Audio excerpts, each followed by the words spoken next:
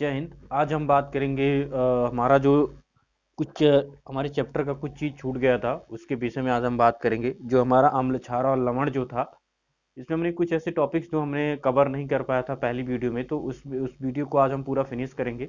और आज हम देखेंगे कि किस तरह से हम खाने का सोडा, विरंजक चूर्ण और धावन सोडा या प्लास्टर ऑफ पेरिस इसको किस तरह से बनाते हैं और लवण क्या होता है। उसके बाद ये चैप्टर आपका पूरी तरह से समाप्त हो जाएगा। इस चैप्टर में हमने बस इतना ही जानना है कि भैया अम्ल क्या होता है, क्षार क्या होता है, यानी क्षारक क्या होता है, और लवण क्या होता है, और इसमें हम अम्ल और क्षार के मिश्रण से हम क्या बना सकते हैं। तो कुछ इंपॉर्टेंट जो है हमारी यौगिक होते हैं उसके विषय में हम जानेंगे, ठीक है। इससे पहले अगर आप हमारे चैनल पर नए हैं तो चैनल को जरूर सब्सक्राइब कर लीजिएगा। अगर वीडियो अच्छी लगती है तो वीडियो लाइक करके आप शेयर भी कीजिएगा, ठीक है। चलिए हम देखते हैं।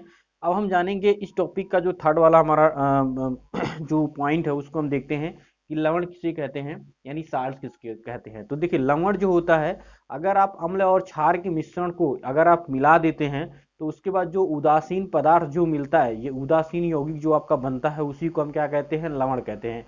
जैसे अगर आप मान लीजिए NaOH है यानी सोडियम हाइड्रोक्साइड है, अगर आप उसमें अम्ल डाल देते हैं यानी HCl जब मिला देते हैं तो आपका NaCl बन जाता है प्लस आपका H2O बन जाता है। जो अब देखो ये क्या होते हैं, मतलब आपने तो ये चीजें करके एक लवण प्राप्त कर लिया, लेकिन उसमें क्या क्या चीजें, क्या क्या क्वालिटी होती है उसको हम ध्यान से देखते हैं।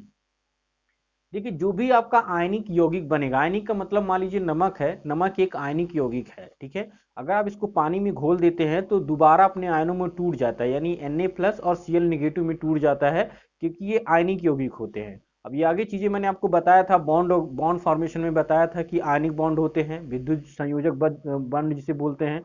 तो इसी तरह का आपका ये जो यौगिक बनता है सेम यही क्वालिटी का यौगिक होता है। तो लवण को जल में घोलने पर अपने आयनों में वियोजित हो जाता है। कोई लवण है अगर आप उसको जल में घोल देते हैं तो अपने आयनों में वियोजित हो जाता है। जैसे नमक है, नमक को ले लीजिए तो वो अपने आयनों में टूट जाएगा, यानी Na+ और Cl नेगेटिव में टूट जाता है। दूसरा पॉइंट है धनायनों को क्षारीय मूलक तथा ऋणायन को अम्लीय मूलक कहा जाता है। अब देखिए ये बहुत इंपॉर्टेंट चीज है, जो 12 के बच्चे हैं वो खासा इस वीडियो को आप लोग ध्यान से देखिएगा। देखिए आपके टॉपिक में मैंने प्रैक्टिकल कुछ करवाए थे, ये हमारे चैनल पे हैं सारे प्रैक्टिकल। जो लोग प्रैक्टिकल नहीं किए होंगे आप लोग हमारे चैनल के थ्रू उस प्रैक्टिकलों को आप देख लीजिएगा। तो देखिए अम्लीय मूलक और क्षारीय मूलक क्या होते हैं इसके विषय में मैं आपको बता देता हूँ। अम्लीय मूलक वो होते हैं कि जो जब आपका लवण घुलता है किसी यौगिक, जब किसी जल में हम लवण को घोल देते हैं, जब वो अपने आयनों में टूट जाता है तो वो दो आयनों में टूटता है, एक धन आयन और एक ऋण आयन में। तो ऋण आयन आपका कहाँ से मिलता है, वो अम्ल से मिलता है, और जो धन मिलता है वो कहाँ से मिलता है, वो क्षार से मिलता है। तो ऋण आयनों को हम कहते हैं अम्लीय मूलक, और जो धनायन होते हैं उनको हम बोलते हैं क्षारीय मूलक। और इन्हीं का आपको परीक्षण करना होता है जब आप 12 या 10 में जब आपको जाते हैं तो अम्लीय मूलक और क्षारीय मूलक का परीक्षण किया जाता है। तो यहाँ पे वही चीज बताया जा रहा है कि धनायनों को हम क्षारीय मूलक तथा ऋणायनों को हम क्या कहते हैं, अम्लीय मूलक कहते हैं। जैसे कार्बोनेट का परीक्षण करना होता है, सल्फेट का परीक्षण करना होता है, एसीटेट का परीक्षण करना होता है, ये अम्लीय मूलक है। इसी तरह से आपका लेड का परीक्षण करना होता है, अमोनियम का परीक्षण करना होता है, और आपका कैल्शियम प्लस प्लस का परीक्षण करना होता है, तो ये क्या होते हैं, आपके क्षारीय मूलक होते हैं। अब लवण अवाष्पशील, गंधहीन तथा विद्युत संयोजक होते हैं। लवण जो होते हैं अवाष्पशील का मतलब उसमें से किसी तरह का कोई वाष्प नहीं निकलता है, साथ में ये गंधहीन होते हैं, उसमें किसी तरह की गंध नहीं होती है, और विद्युत के एक संयोजक होते हैं। मतलब अगर आप नमक में कोई विद्युत प्रवाहित करेंगे, क्रिस्टल फॉर्म में है तो उसमें कोई विद्युत का सुचालक नहीं होगा, लेकिन अगर आप उसको घोल देते हैं पानी में और उसमें इलेक्ट्रोलिसिस आप कर सकते हैं, जिसको आप विद्युत ऋणात्मकता या विद्युत अपघटन की बात करते हैं, तो बिल्कुल आसानी से हो जाता वहां पे। अब देखिए जैसे मैंने आपको बताया था कुछ ऐसे जो है यौगिक होते हैं, उन यौगिकों के बारे में हम जानेंगे। तो 6 तरह के ऐसे यौगिक इस टॉपिक में आपको मैं बताऊंगा, इस पूरे चैप्टर में 6 तरह के यौगिक के बारे में बताऊंगा, एक एक करके इसमें डिस्कस करेंगे। बनाने की विधियां, उपयोग क्या होता है। वैसे जो है केमिकल रिएक्शन तो अलग तरह से आप कर सकते हैं, बट बनाने की विधियां और उपयोग इसका ज्यादातर पूछता है। तो बनाने की विधियों हम कैसे करेंगे, इसका रासायनिक नाम क्या होता है, अणुभार कैसे हम निकालते हैं, और इसका रासायनिक सूत्र क्या होता है, इसके विषय में जानेंगे। तो पहला हमारा जो यौगिक है साधारण नमक, इसका रासायनिक नाम होता है सोडियम क्लोराइड। इसका जो अणुसूत्र होता है NaCl हम कहते हैं। देखिए सोडियम क्लोराइड को इसका रासायनिक नाम हो गया, और इसका अगर व्यापारिक नाम की बात करते हैं तो इसको बोलते हैं साधारण नमक बोलते हैं। इसके अणुभार जो होता है 23 + 35.5 यानी 58.5 होता है, क्योंकि इसका अणुभार निकालना बिल्कुल आसान है। बस आप समझ लीजिए कोई भी यौगिक है, कोई भी आपका एलिमेंट है, तो आप एक थोड़ा सा अंदाजा लगा के चलिएगा कि उसका दुगुना होता है। जो आपका परमाणु क्रमांक है सेम उसका दुगुना जो होता है अणुभार होता है, ठीक है। तो अणुभार का आप दुगुना कर देंगे तो नियर अबाउट आपका वही चीज आएगा। वैसे आप रट्टा भी करेंगे तो लगभग 50 ऐसे 20 ऐसे एलिमेंट्स का आप याद रख लेंगे तो आपको कोई दिक्कत नहीं होगी, आसानी से आप इसको लर्न कर सकते हैं। बनाने की विधि बिल्कुल आसान है। अगर आप नमक बनाना है तो आपको क्या करना चाहिए, आपको NaOH लेना है, HCl लेना है, आप उसको मिला दीजिए एक ही में। मिलाने के बाद उसमें हम क्या करेंगे, तो आप देखेंगे जो NaCl है, अब मिलाने के बाद इसमें कुछ हम हीट करेंगे क्योंकि हमने यहाँ पे रिएक्शन लिखा है और ये प्रयोगशाला मेथड है, ठीक है। जैसे NaOH हमने लिया प्लस HCl लिया, तो जब हम इसको मिला के जब हीट करते हैं तो जो NaCl का अवक्षेप है ये अवक्षेप के रूप में आपको मिलेगा, ये परख नली में आपका जम जाता है। प्लस जो पानी होता है ये इसके परख नली के ऊपर आपका बन जाता है। तो इस तरह से आप NaCl आप इसको पता कर सकते हैं। अगर मान लीजिए इसके भौतिक गुण के बारे में जानकारी होना जरूरी होता है कि आप ये कैसे पता करेंगे कि भैया जो परख नली में जो आपका अवक्षेप बना वो नमक ही है, तो आप उसको कीप में रखिए और फिल्टर पेपर लगा के उसको छान लीजिए। उसके अवक्षेपों को आप अलग कर दीजिए। अलग करने के बाद आप आसानी से जो है पता कर सकते हैं कि वो क्या है। ये देखो इसका उपयोग आपको कहाँ कहाँ पे कर सकते हैं। उपयोग ये उदासीन लवण है, सोडियम हाइड्रोक्साइड, बेकिंग सोडा, विरंजक चूर्ण आदि इससे बनाया जाता है। जो नमक होता है, नमक का आप बात करें जैसे आपका सोडियम हाइड्रोक्साइड, क्योंकि सोडियम ऑक्साइड आपका धामन एक तरह से जो है एक एक NaOH होता है। अगर आप धामन सोडा बनाते हैं तो वहां पे भी इसका प्रयोग किया जाता है। इसलिए कभी कभी देखते हैं कि नमकीन होता है, जैसे आप जो सरफ होता है, आप अगर उसके पानी को घोल के अगर हल्का सा उसे टच करेंगे तो आपको नमकीन सा लगेगा, क्योंकि उसमें NaCl की मात्रा होती है, ठीक है। अब हम दूसरे की बात करते हैं, कास्टिक सोडा। कास्टिक सोडा क्या होता है, जिसको आप कास्टिक बोलते हैं, इसका नाम रासायनिक नाम होता है सोडियम हाइड्रोक्साइड और इसका जो अणुसूत्र होता है NaOH। अब इसका मान लीजिए आपको अणुभार निकालना है तो Na का होता है 23, ऑक्सीजन का होता है 8, तो उसका परमाणु क्रमांक होता है 8 दूना 16, उसका अणुभार होता है। और हाइड्रोजन का तो एक ही होता है, तो जब इसको ऐड करेंगे तो आपका 40 आएगा। इस तरह से आप इसका अणुभार निकाल सकते हैं आसानी से। बनाने की विधि क्या है, बनाने की विधि बिल्कुल आसान है। अगर आप NaCl को पानी में घोल दीजिए और साथ में उसमें इलेक्ट्रोलिसिस करा देते हैं, मतलब विद्युत प्रवाह करते हैं, विद्युत धारा उसमें प्रवाहित कर देते हैं, तो NaCl प्लस H2O आपका 2NaOH प्लस Cl2 गैस उसमें से बाहर निकलती है, प्लस आपका हाइड्रोजन गैस उसमें बाहर निकलती है। वैसे नॉर्मली क्रिया तो नहीं होगी, जैसे आप नमक में जो है नमक है, नमक को पानी में तो नॉर्मली लोग घोल देते हैं, लेकिन उसमें अगर विद्युत धारा आप चिंगारी उसमें उत्पन्न कर देंगे तो आपकी जो प्रक्रिया है वो संपन्न हो जाएगी, बिल्कुल आपका सेम। इसको आप जो है आराम से लोग करते भी हैं। आप इसको करना चाहते हैं तो आप इलेक्ट्रोलिसिस करा सकते हैं नमक घोल के, इसमें आपका NaOH plus Cl2 plus H2O gas बाहर होती है। और इस प्रक्रिया को हम क्या कहते हैं, क्लोर क्षार प्रक्रिया भी कहते हैं। इसका उपयोग कहाँ कहाँ पे होता है, NaOH का उपयोग धातुओं से ग्रीस हटाने, अपमार्जक कागज साबुन बनाने में होता है, ठीक है। साबुन बनाने में इसका ज्यादा प्रयोग होता है कास्टिक सोडा का, क्योंकि देखिए बहुत सारे ऐसे डिटर्जेंट पाउडर हैं जिसमें कास्टिक सोडा मिलाया जाता है, तभी वो जो है। एक चीज और है, उसमें क्या होता है कि जैसे कुछ चीजें होती हैं पानी से रिलेटिव, जो चीजें होती हैं उसमें भी आपका सोडियम हाइड्रोक्साइड मिला के उसको दूर किया जाता है। और साबुन बनाने, अपमार्जक कागज बनाने में इसका ज्यादातर प्रयोग किया जाता है, ठीक है। ये आपको समझ में आ गया। अगला हम देखते हैं विरंजक चूर्ण क्या होता है। देखिए ये जितने भी आपके यौगिक हैं ये जो है कॉम्पिटिटिव एग्जाम में भी पूछे जाते हैं, इनके सूत्र पूछा जाता है, इनके गुण पूछे जाते हैं, इनका अणुभार पूछा जाता है, और साथ में इसका उपयोग तो आपको जानना ही जानना है कि आपकी जनरल लाइफ में इसका किस तरह से प्रयोग किया कर सकते हैं हम इन यौगिकों का। अब हमारा थर्ड वाला है विरंजक चूर्ण, जिसका रासायनिक नाम होता है कैल्शियम क्लोरो हाइपोक्लोरेट नाम होता है। कैल्शियम क्लोरो हाइपोक्लोरेट इसका नाम होता है, ठीक है। अगर आप सामान्य नाम की बात करते हैं तो इसको हम ब्लीचिंग पाउडर भी बोलते हैं। ब्लीचिंग का मतलब विरंजक, पाउडर का मतलब चूर्ण। तो विरंजक का मतलब होता है किसी चीज का रंग हटाने का कार्य करने को हम ब्लीचिंग पाउडर कहते हैं। तो ये ब्लीचिंग पाउडर के तौर पे भी जाना जाता है, और ये ज्यादातर कपड़ों के दाग वगैरह हटाने में ये ज्यादातर कारगर होता है, ठीक है। तो अणुसूत्र इसका क्या होता है, CaOCl2 होता है, CaOCl2 इसका आता है। मान लीजिए इसका अणुभार निकालना है तो आप देख लीजिए, कैल्शियम का परमाणु क्रमांक 20 होता है, ऑक्सीजन का 8 होता है, क्लोरीन का आपका 17 होता है। तो अगर अणुभार की बात करेंगे तो 20 दूना 40 हो गया, और ऑक्सीजन का हो गया 8 दूना 16, और क्लोरीन का होगा 35.5। अब इनको ऐड कर देंगे तो जो आपका आएगा वही आपका अणुभार कहलाएगा, ठीक है। इसको बनाएंगे कैसे, बनाने के लिए मैंने यहाँ पे देखिए, आप कैल्शियम हाइड्रोक्साइड लीजिए, CaOH का होल टाइस प्लस Cl2, मतलब आपको चूना लेना है, उसमें Cl2 गैस को प्रवाहित करा देना है, ठीक है। तो आपको CaOH का होल ट्वाइस लेना है, बिल्कुल खड़ा हुआ चूना लेना है, सोडियम कैल्शियम हाइड्रोक्साइड लेना है।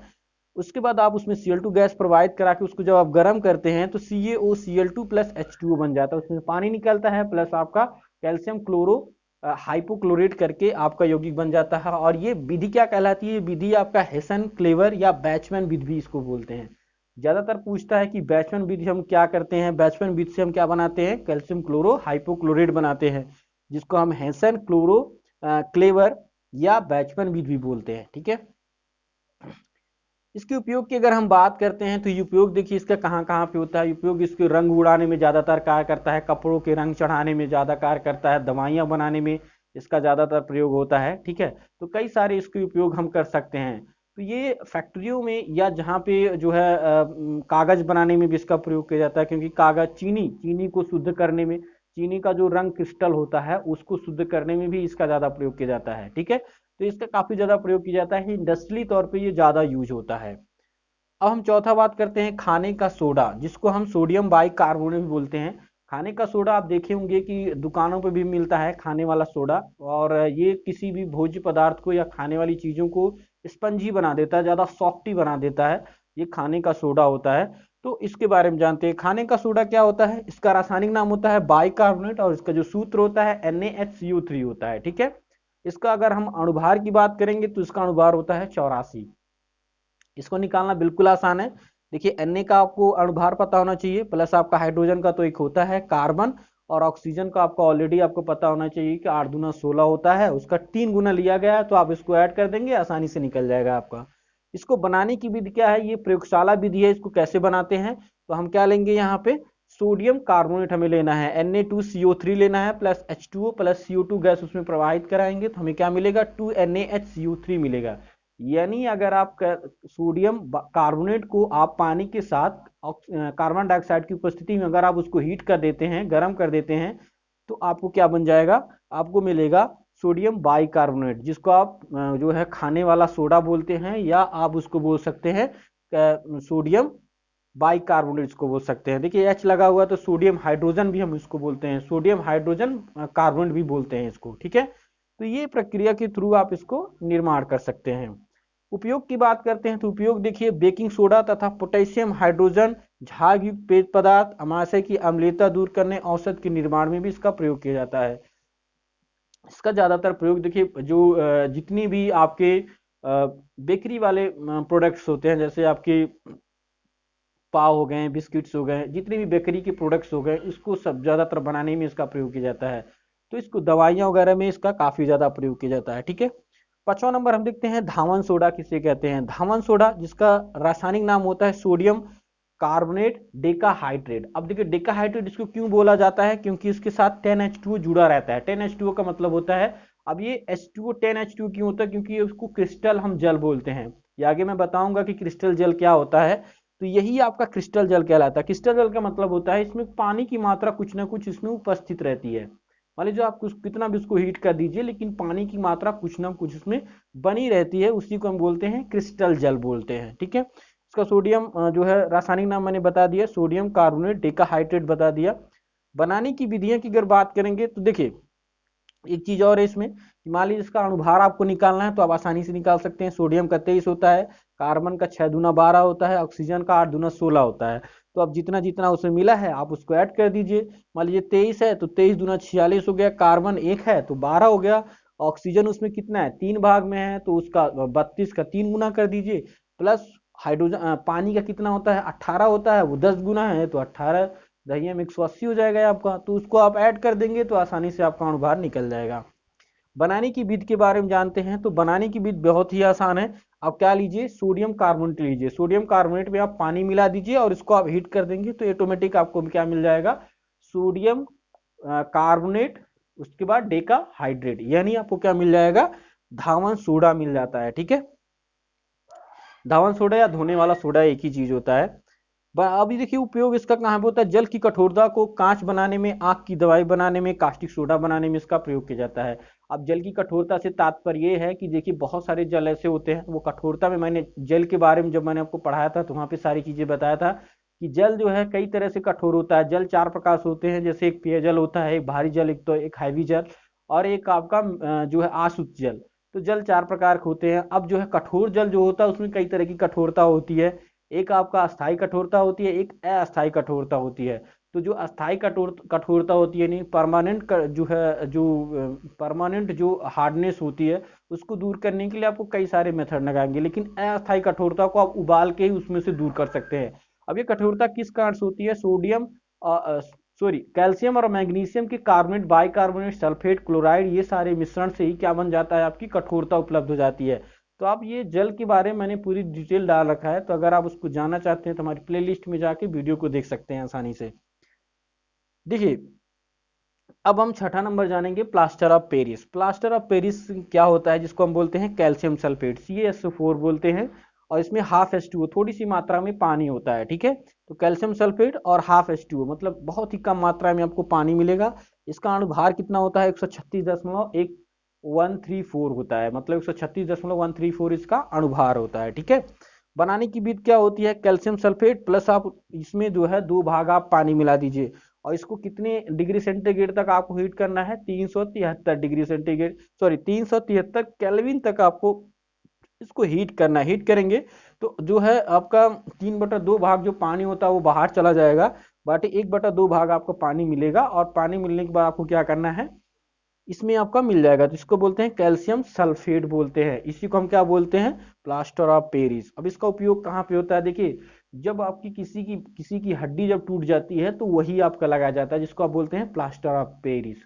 मतलब आप समझ सकते हैं कि जो है प्लास्टर कराने में, चाहे वो कच्चा प्लास्टर हो या पक्का प्लास्टर हो, तो वहां पे इसका ज्यादा प्रयोग किया जाता है। जैसे या इसको हम एक और नाम भी देते हैं, इसको हम जिप्सम बोलते हैं। इसको क्या नाम है? ये पूरा पूरा टोटल आपका जिप्सम है, और जब इसको आप हीट कर देते हैं तो प्लास्टर ऑफ पेरिस बन जाता है, ठीक है। टूटी हुई हड्डियों को जोड़ने में, मूर्ति, खिलौने, ये सारी चीजें बनाने में, दंत चिकित्सा में इसका प्रयोग किया जाता है, अग्निरोधक पदार्थ में बनाने में भी इसका खासा प्रयोग किया जाता है, ठीक है। तो ये थे कुछ ऐसे इंपॉर्टेंट यौगिक के बारे में जो मैंने आज अभी सभी को बताया, बनाने की विधियां और उसके उपयोग के बारे में बताया। साथ में अगर आप रिएक्शंस के बारे में जानेंगे तो केमिस्ट्री से जुड़े रहिए, आपको A to Z आपको सारी चीज़ों के बारे में पता चल जाएगा कि ये जितने भी यौगिक हैं खासा इंपॉर्टेंट है आपकी जनरल लाइफ में भी, और पूरी केमिस्ट्री की जान भी है ये सारे। तो आप इन्हीं चीज़ों से रिएक्शन करके आगे वाले कंपाउंड को आसानी से बना सकते हैं, ठीक है। तो अभी हमने देखिए क्लास 10 का केमिस्ट्री का सेकंड चैप्टर यानी अम्ल, क्षार और लवण जो है 2 चैप्टर हमने खत्म कर दिया। इसके बाद मैं फिजिक्स के बारे में आपको बताऊंगा कि प्रकाश का परावर्तन अपवर्तन क्या होता है। इसके बारे में हमारा नेक्स्ट टॉपिक रहेगा। तो आप लोग एक बार इसका स्क्रीनशॉट ले लीजिए, और स्क्रीनशॉट लेने के बाद फिर हम देखते हैं, फिर मिलते हैं नेक्स्ट वीडियो में। तो अभी के लिए बस इतना ही, अभी के लिए बस जय हिंद।